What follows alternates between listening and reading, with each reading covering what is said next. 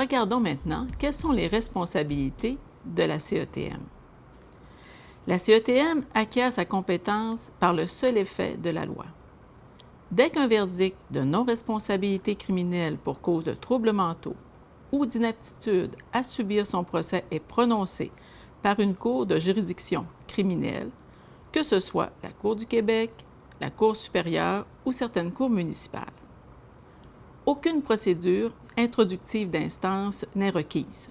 Dès le prononcé du verdict, la Cour de juridiction criminelle a l'obligation de transmettre à la CETM, sans délai, les documents se rapportant à l'audience, soit la dénonciation de l'infraction criminelle, l'acte d'accusation, l'évaluation sur la non-responsabilité criminelle ou l'inaptitude à subir son procès, le procès-verbal de la Cour de juridiction criminelle, le mandat de dépôt le cas échéant, la déclaration de l'accusé à haut risque, si applicable, et tout autre renseignement ou pièce se rapportant à l'audience. Sur réception des documents, la CETM ouvre un dossier.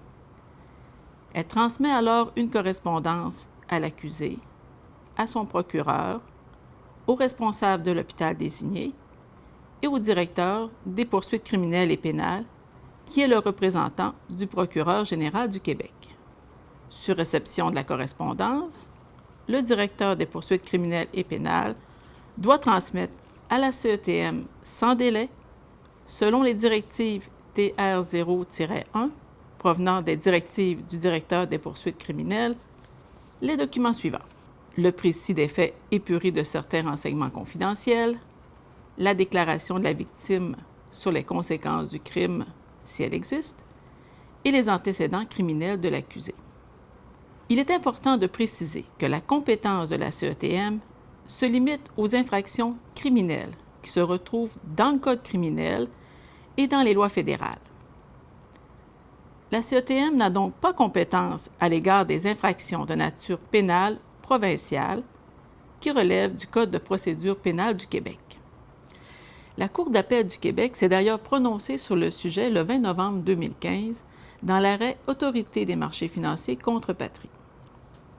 Le rôle de la CETM, lorsqu'un verdict de non-responsabilité criminelle pour cause de troubles mentaux est prononcé, est d'évaluer l'importance de la dangerosité que représente l'accusé en raison de son état mental pour la sécurité du public.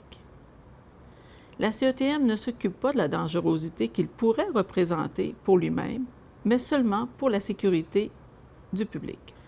Par contre, dans le cas d'un verdict d'inaptitude à subir son procès, le rôle de la CETM est de déterminer si l'accusé est redevenu apte à subir son procès et d'ordonner alors son renvoi devant la Cour de juridiction criminelle.